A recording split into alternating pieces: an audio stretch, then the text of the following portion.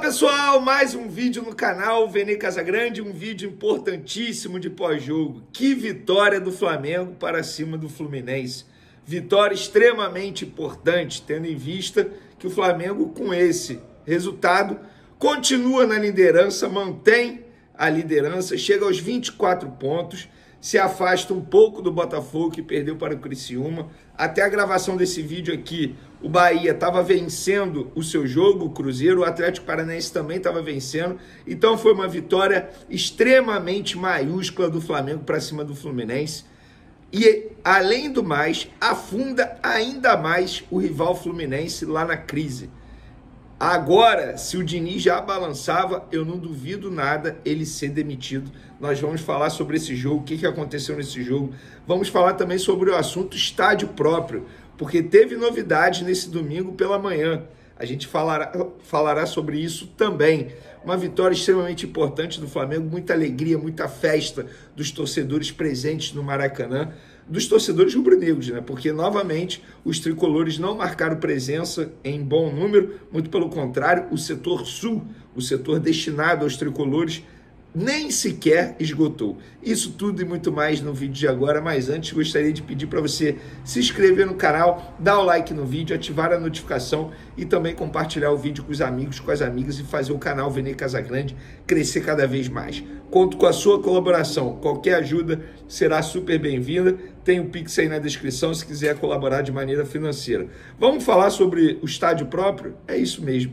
O Flamengo deu um importante passo nesse domingo pela manhã para iniciar, na verdade, a construção do estádio próprio. O prefeito Eduardo Paes anunciou em suas redes sociais, na manhã desse domingo, que fará a desapropriação do terreno em que vai ser construído o estádio do Flamengo. A medida será publicada no Diário Oficial já nessa segunda-feira, ou seja, amanhã. Paes já havia antecipado a possibilidade no fim do mês passado, em uma reunião com pessoas ligadas ao clube, com dirigentes do clube. Ele disse o seguinte em suas redes sociais, abre aspas, o prefeito do Rio de Janeiro: estamos publicando amanhã no Diário Oficial a desapropriação por leilão em asta pública do novo estádio do Flamengo, ali no terreno do gasômetro. É o início de um projeto, o início de um sonho. Flamengo, Vasco, Fluminense e o Botafogo, especialmente os 4 grandes clubes cariocas, têm uma importância enorme para a economia do Rio de Janeiro. Infelizmente, o Flamengo tem mais torcedor, brincou Paes, que ele é torcedor vascaíno declarado. E agora o Flamengo projeta um estádio para pelo menos 80 mil pessoas, com uma construção mais vertical, parecido com o Santiago Bernabéu do Real Madrid. O clube prevê também a criação de um setor popular para lembrar o antigo Maracanã. O rubro-negro estima um investimento entre 1,5 bilhão e 2 bilhões para construir o estádio. A venda dos naming rights é vista como uma possibilidade para arrecadar grande parte desse valor. A ideia do projeto é ter também bares e restaurantes com telões no entorno do estádio. Para desapropriar o terreno do gasômetro, a Prefeitura do Rio de Janeiro exigiu que o Flamengo cumpra essa parte. Dentro do estádio haverá um centro de convenções e, ao redor, espaços de entretenimento. O presidente Rodolfo Landim quer um modelo que não gere endividamento e que permita o Flamengo seguir competitivo. O Bayern de Munique é visto como exemplo. Porém, a ideia de virar SAF ainda tem resistência interna no clube carioca. Então, parabéns ao Flamengo, parabéns à Prefeitura do Rio de Janeiro. E você, torcedor rubro-negro, que ouvi gracinha de torcedor rival dizendo que o Flamengo está sendo ajudado pelo governo, pela prefeitura, você pode rebater logo de cara, dizer que isso é uma fake news, não procede, porque o Flamengo vai tirar do próprio bolso, para ser, falando português, claro, vai tirar do próprio bolso, dinheiro próprio, para comprar o terreno. Não vai ter ajuda de prefeitura, de governo, muito pelo contrário. A prefeitura, entre aspas, está ajudando o Flamengo nessa desapropriação, porque vai ser ótimo também para o Rio de Janeiro. Ali, naquele espaço, perto do gasômetro, vai se tornar um setor movimentado, vai gerar receita, vai gerar lucro, vai girar a economia, vai valorizar casas, enfim, ambientes ali perto. Então é bom não só para o Flamengo, é bom para o Rio de Janeiro inteiro. Vamos falar do jogo agora? Que jogo maravilhoso. Flamengo novamente fazendo uma boa partida. Foi amplamente melhor que o Fluminense. A verdade é essa. Estamos falando de um Fluminense que conseguiu finalizar a gol do Flamengo apenas aos 21 minutos do segundo tempo. O Fluminense passou o primeiro tempo inteiro e praticamente metade do segundo tempo sem finalizar a gol do Flamengo. Isso é emblemático. Estamos falando de um Flamengo extremamente desfalcado por conta da Copa América e problemas físicos. E só para lembrar, o Fluminense entrou em campo com um time que nós trouxemos aqui em primeira mão, porque nós apuramos, como diz a Fernanda Maia lá no SBT, o drone passou lá em cima do CT do Fluminense e a gente soube das informações que o Fluminense, na verdade, que o técnico Fernando Diniz estava tramando para poder tentar tirar proveito em cima do jogo do Flamengo. Não conseguiu. Obviamente, a partir do momento que o Tite ficou sabendo da estratégia do Diniz, o Tite elaborou uma outra estratégia. E deu certo. O Flamengo foi muito melhor em campo. Qual foi a estratégia do Flamengo? Aquela estratégia que todo time está fazendo quando encara o Fluminense. Marcação sob pressão. No primeiro tempo, o Flamengo teve pelo menos 5 oportunidades de balançar a rede. 3 delas em saída errada do goleiro Fábio ou de outros jogadores do setor defensivo. O problema do Fluminense é notório. Eu acho que só o técnico Fernando Diniz não consegue enxergar, porque ele não dá o braço a torcer, não muda o estilo de jogo dele e o resultado está aí. É lanterna atualmente com 6 pontos apenas disputados em 11 jogos. É um desempenho horrível do Fluminense. O Flamengo nada tem a ver com isso, muito pelo contrário, tirou proveito, venceu o Fluminense nesse domingo por 1-0, um jogo que poderia ter tido um placar muito mais elástico. O Flamengo foi amplamente melhor no primeiro tempo e também no segundo tempo.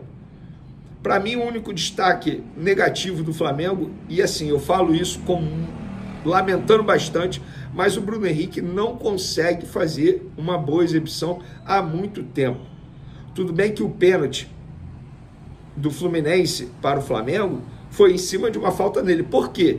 Se ele conseguiu fazer uma boa coisa nesse jogo, foi o seguinte: aproveitar o lado direito do Fluminense após a entrada do Calegari, porque novamente o Diniz errou em uma substituição e Bruno Henrique ficou explorando o setor defensivo do lado direito do Fluminense, que é um fraco com o Calegari, e ali o Calegari acabou derrubando o Bruno Henrique dentro da área. Muita gente reclamando, dizendo que não foi falta, que o Bruno Henrique teria feito falta antes do Calegari. Eu vou dar minha opinião. Confesso que eu vi o lance ali umas 3, 4 vezes antes de começar a gravar aqui. Eu acho que foi pênalti, sim. Inclusive, no primeiro tempo, o árbitro errou porque poderia ter dado o pênalti do Ganso em cima do Davi Luiz, em um lance empurra-empurra dentro da área. E de maneira errada, repito, na minha visão, ele deu cartão amarelo para o Davi Luiz, quando deveria dar apenas para o Ganso. Porque era o Ganso que estava segurando o Davi Luiz. Davi Luiz nada fez. Nada fez. Sobre atuações individuais, novamente o Léo Ortiz fazendo uma boa partida como volante. Novamente o Davi Luiz, que teve que ser substituído no intervalo do jogo com dores no joelho, fez um bom primeiro tempo. Fabrício Bruno voltou muito bem ao time do Flamengo.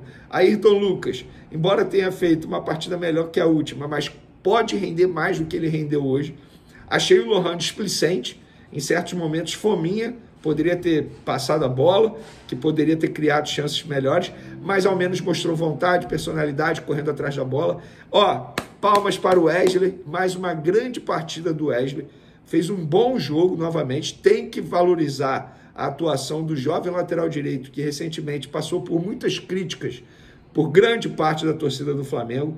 Então, quando ele joga bem, temos que valorizar. Léo Pereira entrou bem no segundo tempo no lugar do Davi Luiz. Quero mencionar o Rossi. Cara, como tem sido importante o Rossi. O espírito flamenguista dele, o espírito vencedor, vibrando a todo momento. Como eu gosto nos argentinos. Alguns argentinos passaram pelo Flamengo e nem parecia que era argentino. Porque argentino, de maneira cultural, é isso. É vibrando o tempo todo. Além disso, a forma como ele está saindo a bola, seja com os pés ou com as mãos, a reposição de bola dele está absurda. Além de ser rápida, é certeira. Ele acertou várias bolas na reposição hoje. Incrível. Teve uma com o pé que ele lançou o Wesley, que quase foi gol do Flamengo. Teve uma que ele jogou com o pé também, novamente, no peito do Wesley. Absurdo o que o goleiro argentino vem repondo de bola. Então, parabéns novamente aos jogadores do Flamengo. Mais uma batalha vencida durante essa guerra, que será o período da Copa América. É assim que eu venho tratando esse período, porque vai ser uma guerra para o Flamengo. É um jogo atrás do outro. O Flamengo já tem jogo importante na quarta-feira, contra o Juventude, pela 12ª rodada do Campeonato Brasileiro. Jogo extremamente difícil para o Flamengo. Nesse momento, a tabela está o seguinte, estou vendo aqui em tempo real. Flamengo na liderança com 24 pontos, Bahia na vice-liderança com 21. O Palmeiras joga agora às 6h30 da noite, tá? Contra o Juventude. O Atlético Mineiro também vai jogar agora às 6h30 da noite. Mas o Botafogo está na 4ª posição com 20 pontos. E o Atlético Paranaense, que sofreu o empate do Corinthians, agora que eu estou vendo aqui, está na 5ª posição com 19 pontos. O Internacional venceu o Grenal ontem, está chegando. Está na 6ª posição com 17 pontos. Então, uma vitória extremamente importante do Flamengo. Repito, a próxima rodada do Flamengo é na quarta-feira, jogo fora de casa contra o Juventude, partida extremamente difícil. Só para mencionar, gostei do Pedro também. Ele que fez o gol do Flamengo de pênalti, inclusive, bateu no meio, personalidade, se movimentando bem, buscando o jogo, dando assistência. Gerson também, novamente, uma grande partida para ele. Pegou a bola, no meio de campo ele está comandando na ausência do De La Cruz e do Arrascaeta.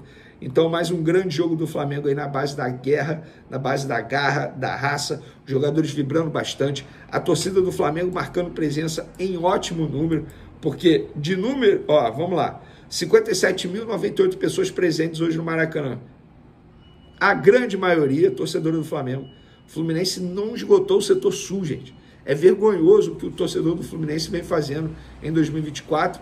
Inclusive, o auxiliar do Diniz já reclamou recentemente sobre isso. E por falar em Diniz, ele foi expulso no fim do segundo tempo e o volante Lima também foi expulso. Para variar, Diniz sendo expulso, porque controlar os nervos não é o forte do treinador tricolor ou, quem sabe, futuro ex-treinador tricolor, porque vai balançar. Valeu, galera. Uma ótima semana para vocês.